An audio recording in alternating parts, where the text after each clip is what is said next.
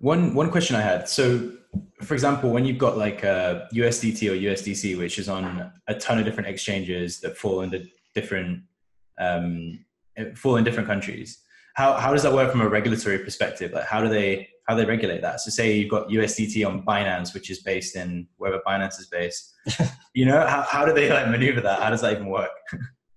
Well, I think we should probably just exclude most of like the tether discussions. I mean, I think that's like a completely different discussion from like other fiat-backed ones.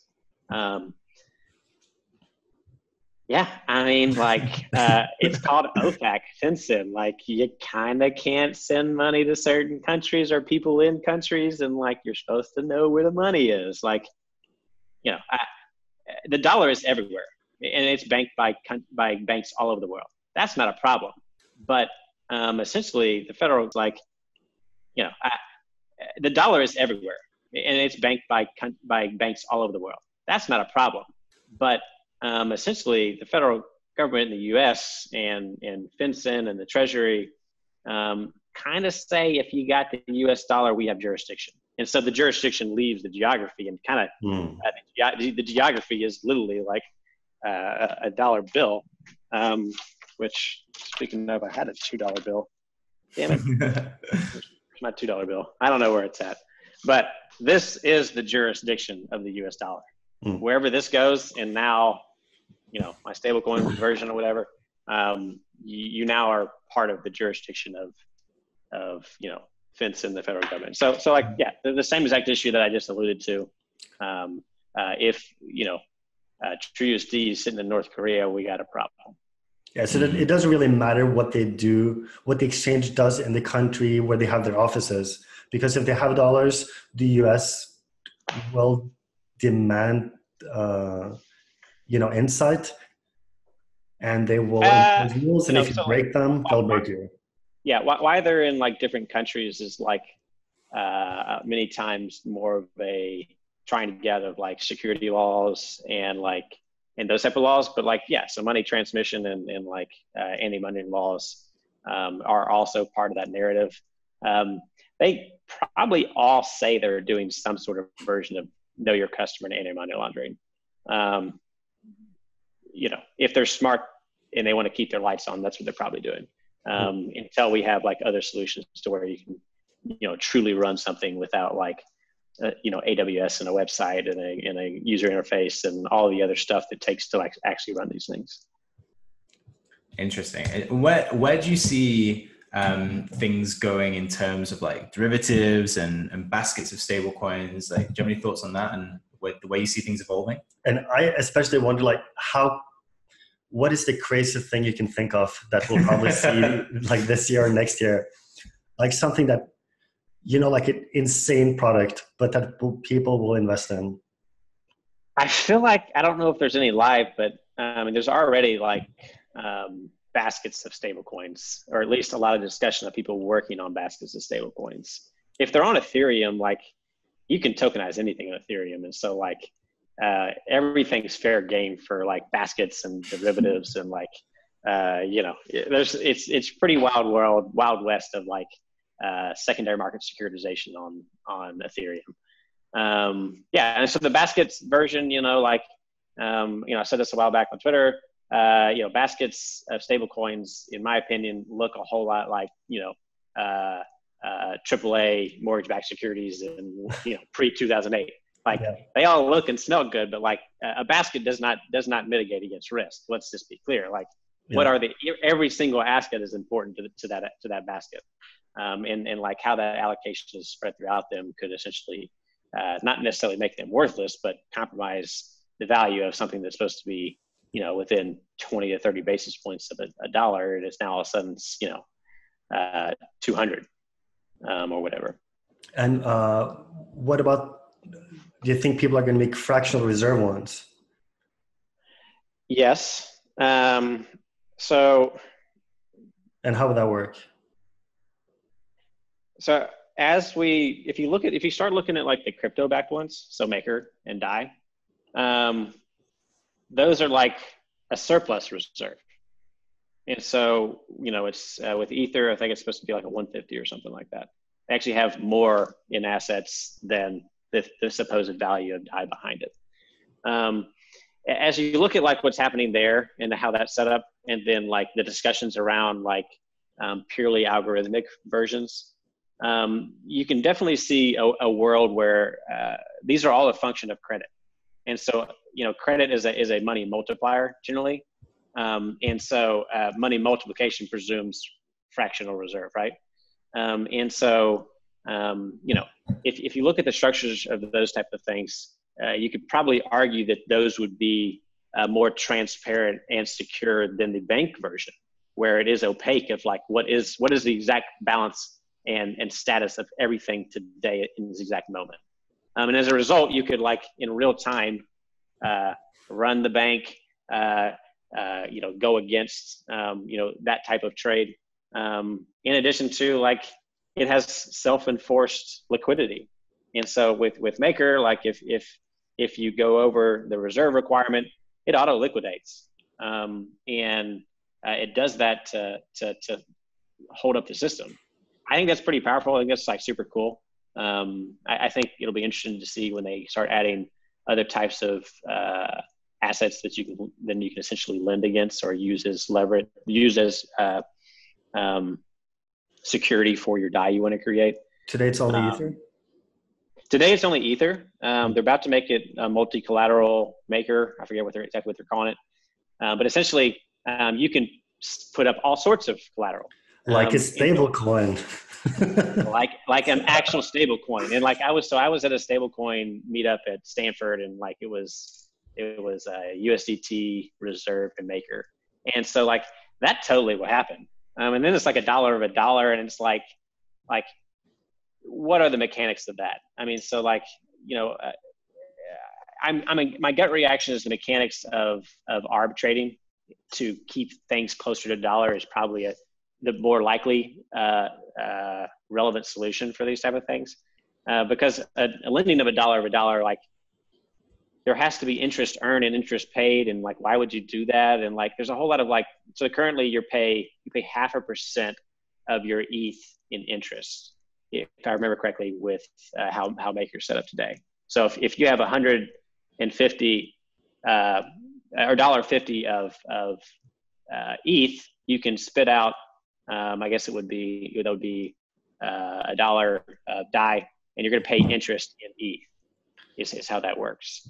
And so that's kind of an interesting kind of model. But like I question how well what are the economics of that? And so like if you look at how Maker's set up today, I asked this question to a developer, like when you start adding other collateral, the risk of that collateral is an important question. So like what should be the interest rate? What should be the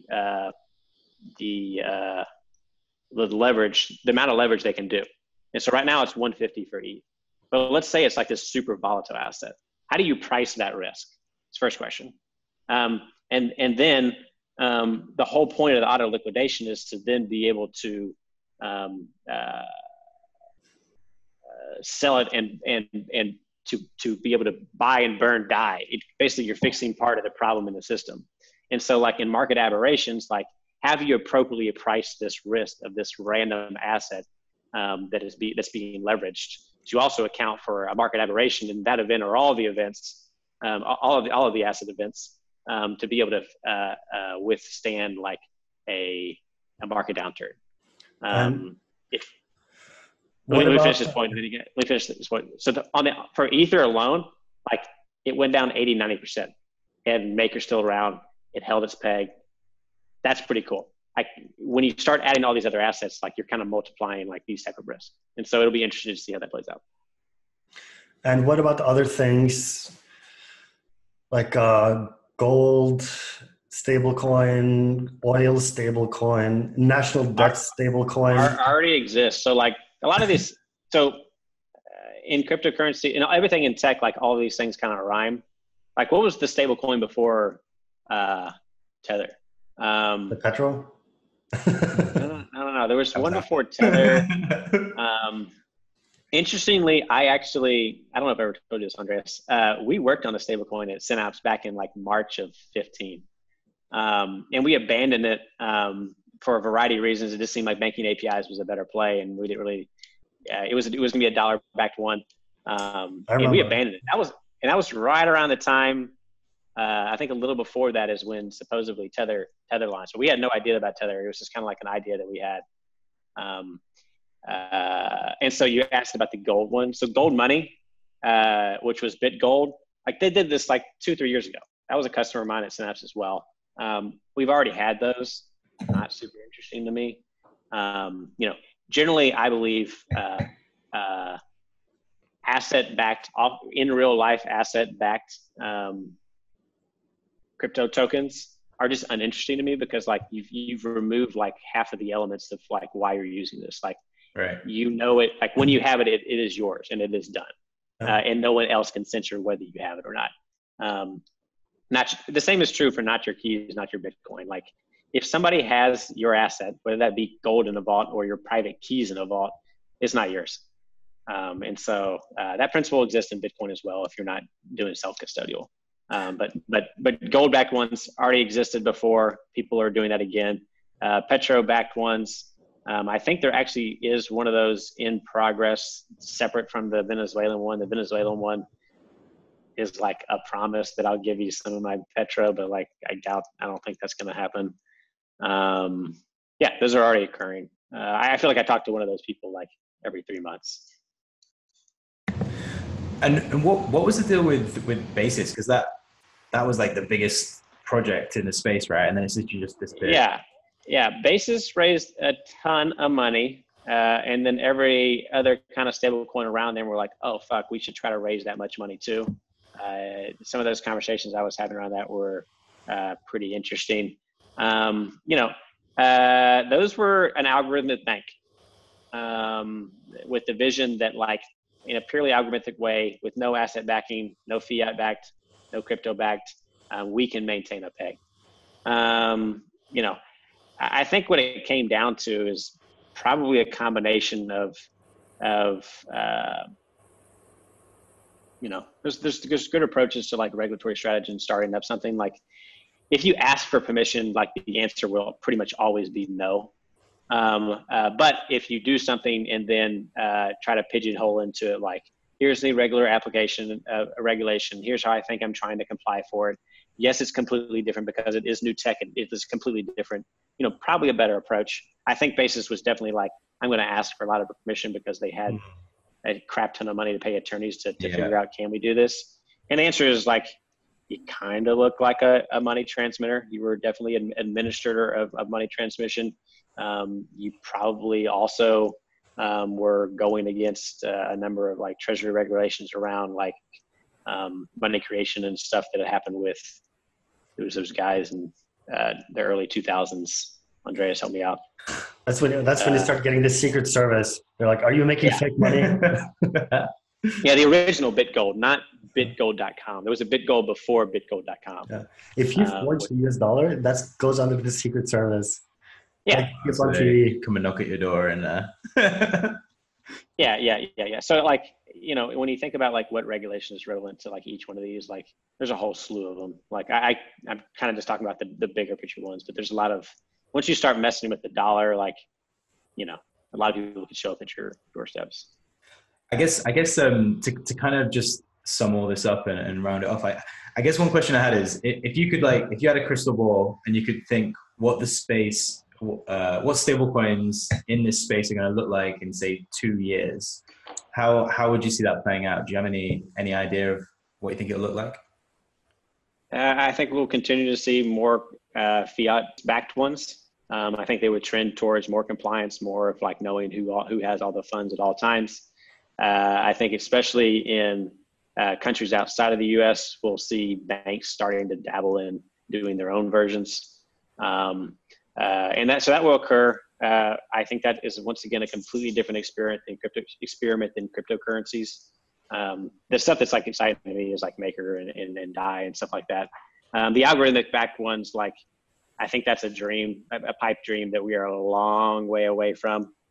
Reserve is still not live, but their end goal is an algorithmic backed one.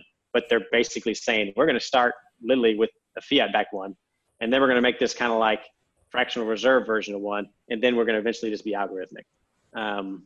I think if they are being rational, that's like a multi-decade time frame. I don't think that that's possible in this time frame, but could be possible in a longer time frame, because that's essentially what the dollar is. It's completely algorithmic backed, except it's opaque. Amazing. Well, I think that's a really solid overview of stablecoins, and yeah, thanks for introducing that, Lawson. And yeah, if you guys want to catch Lawson, I thoroughly recommend following him on Twitter, LWSN Baker on Twitter. And Lawson, where can we find more stuff from you and keep up to date with what you're up to?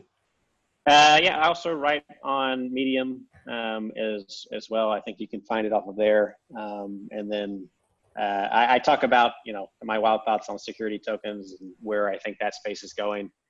In addition to just like, I have a general, I don't think most people are looking at these assets correctly.